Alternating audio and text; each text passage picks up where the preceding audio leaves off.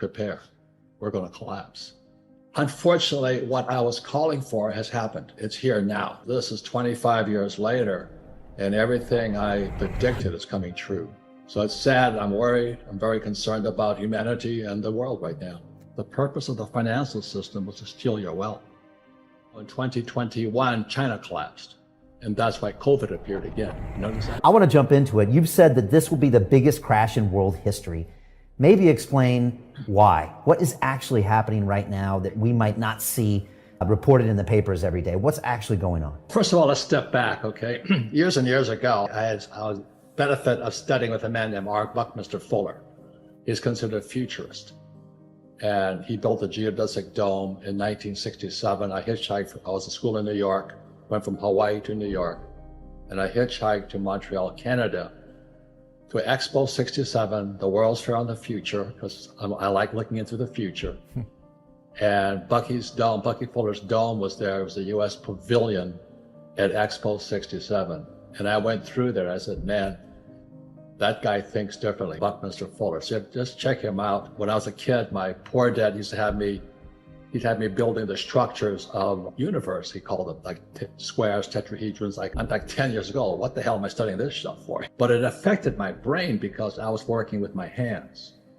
So in 1967, I'm in school, the U.S. Merchant Marine Academy, one of the 5 federal schools in America, military school. And I hitchhiked from New York to Montreal, and I went through the geodesic dome. It blew me away. I went, holy man.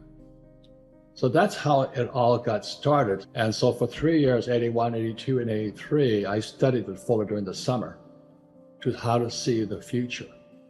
So I said the biggest stock market crash is still coming. And this was after the 2008 crash. And the reason I could predict that the 2008 crash was just a prelude for the bigger crash coming, which we are in today in 2022. Even China's crashing today because they never fixed the problem. In fact, the whole problem is that the global economic system is rigged. It's called the central bank system. The Bank of Japan and stuff like this. This whole system is rigged. If we don't borrow, money doesn't exist.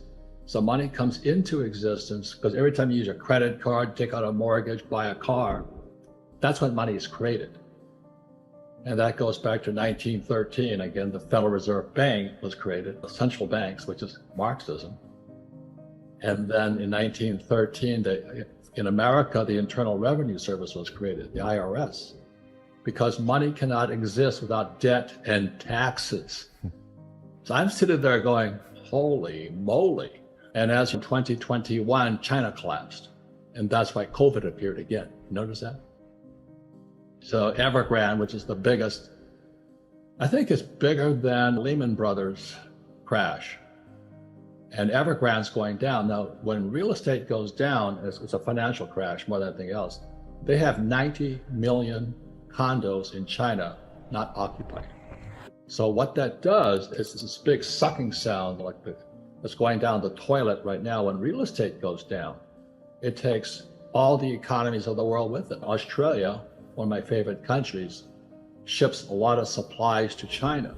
And there, Australia was booming because China was booming with real estate. And so in 2021, when it collapsed, that means Australia collapses more. But that's why I think Australia locked the country down also. Everybody's to stay indoor and all this. I personally think they're afraid of civil unrest. So I think that's why COVID appeared in September 17, 2019. Our repo market collapsed. And the repo market is the shadow banking system, as they call it. You don't see that market, but I'm watching the shadow banking system. And when the repo market collapsed in September 17, 2019, voila, COVID appeared. But the money supply is so huge today because they're trying to prevent the balloon from collapsing. They're desperate. Jim Rickards, he's one of the smartest guys I know. He says, prepare, we're going to collapse. 98% don't understand this. The dollar is a reserve currency of the world, which came about in 1944 with the Bretton Woods Agreement. We can just keep printing money. But the rest of the world's collapsing right now. And everybody depends upon the US printing. But that's why I watch China And when Evergrande came down in 2021, the biggest real estate collapse in history, bigger than 2008. And all of a sudden, they locked people down with COVID. I'm going, I've seen this story before because it happened in 2019. They're desperate, Brian. They're desperate. They're looking for anything that can stop this thing. The richest families in the world control the central banks. And you said you pulled the curtain aside. It's like the story of the Wizard of Oz. You pull the curtain aside, there's a little guy back there called the Fed chairman trying to keep the economy from collapsing them. But they're going to keep printing and printing until the thing is destroyed.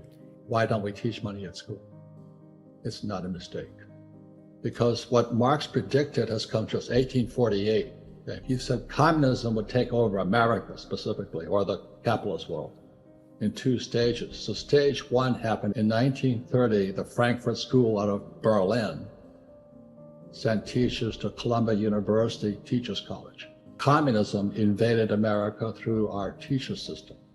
So capitalism is a religion, and Marxism is a religion. So is fascism. Economics is basically a religion. And the question is, which religion do you want to follow? Tax the rich or don't pay taxes?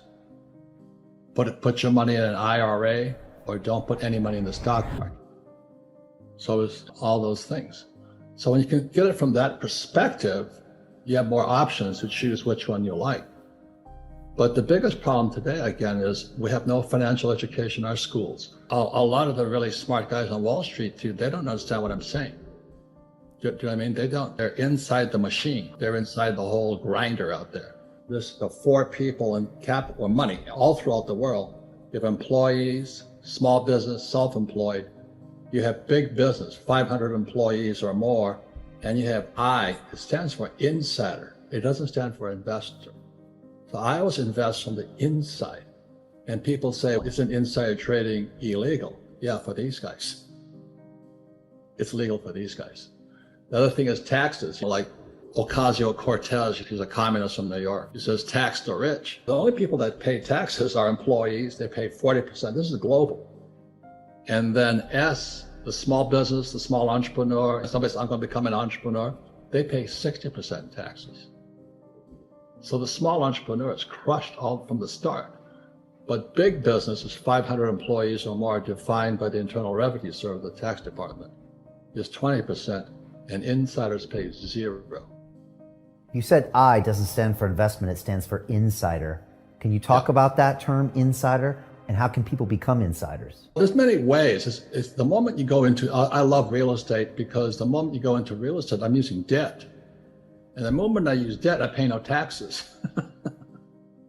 And all the other financial planners who advise these guys here, the 401k, RRSPs, superannuations, they tell you get out of debt.